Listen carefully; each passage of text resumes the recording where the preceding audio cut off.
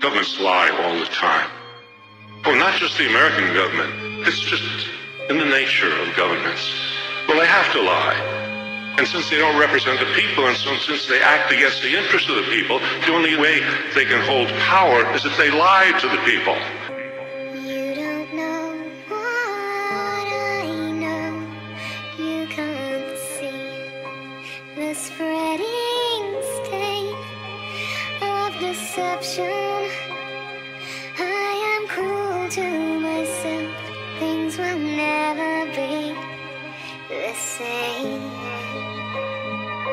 If they told people the truth, they wouldn't last very long. I will hold my silence like a weapon in my hand. If I used it, I would murder myself. You could never understand. Columbus came ashore greeted with nothing but niceness, sailing west in attempt to find golden spices. Dominated by the popes and frenzy for ISIS. The Catholic Church expelled Jews and claimed it was righteous. The first man to see land would get a reward and get a yearly pension for life, clearly from God. A young sailor saw land, said we isn't far. Columbus lied, said he saw it the evening before. They touched ground, they were greeted by the Arawak. Columbus had them locked up as prisoners in an hour flat. He wanted to find a source of gold, and that was that. And when they thought that wasn't fair, then he stabbed they back. When there was no more gold, he took slaves instead and left 250,000 Indians in Haiti dead. The men died in mines, the women died at work, the children died from lack of milk and they died in the dirt. They were just taking advantage of a passive people. They were just being the savages of massive evil. That's the church work, that's the path of massive ego.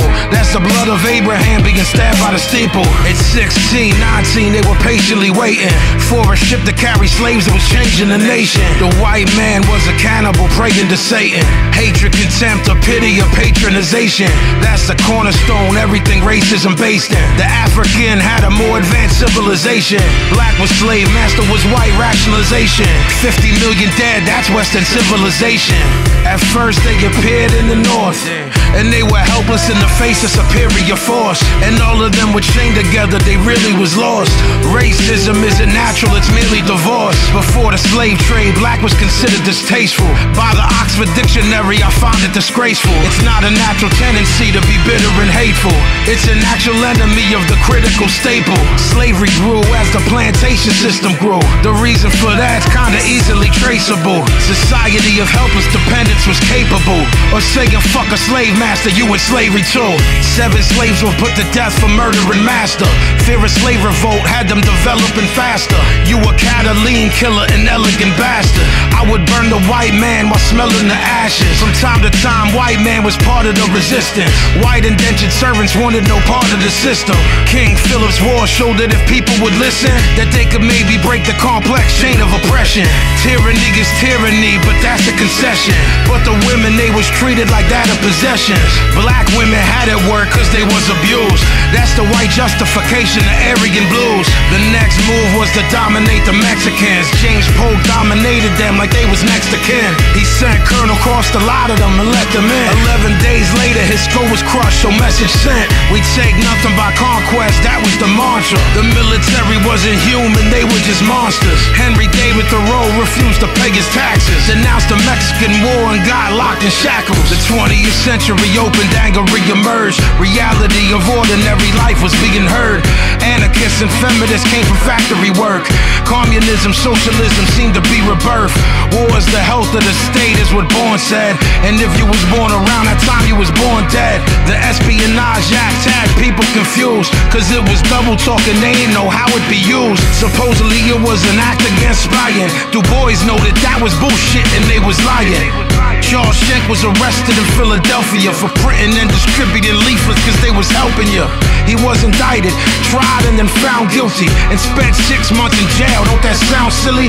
Had his freedom taken away by his own nation. But there's a lesson: do not submit to intimidation. The act still exists today, and the shit is real. Supposedly Kennedy tried to have that shit appealed. Eugene Debs did 10 years for no purpose. He obstructed the recruiting and enlistment service. The post office started taking mail privileges of magazines who printed anti-war sentiments. A socialist named Fairchild had it right. He said that they can shoot me, but they can't make me fight. They sentenced him to a year in jail, and that was reckless. 65,000 men, conscientious objectors. They were sent to army bases to work there. They were treated sadistically and were hurt there. They were strangled with a hemp rope till they collapsed, and officers punched their stomach and their lower back. A garden hose was placed on their face with a nozzle about 6 inches from them so they couldn't swallow. The war ended in 1918. The government was just trying to wipe the slate clean. Hemingway wrote Farewell to Arms. Dalton Trumbo wrote Johnny Got His Gun. The war was over, but they didn't learn their lesson. Twin tactics of control, reform and repression. The patriotic fervor of war had been invoked. That's why the country that you live in is a fucking joke. You cannot be neutral on a moving train. This is a story about the lies that your teacher told you. This is real, actual, factual. No lies in the whole record. If you don't believe me, look it up. I'm trying to share the shit that I learned with y'all. Do the knowledge. Your government does not care about you. The people in power do not care about you. Understand that. Power to the people.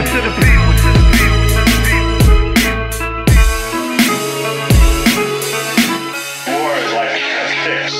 You know, you get high on war. We won. And then you're down on the ground again. And you need another fix. You need another war.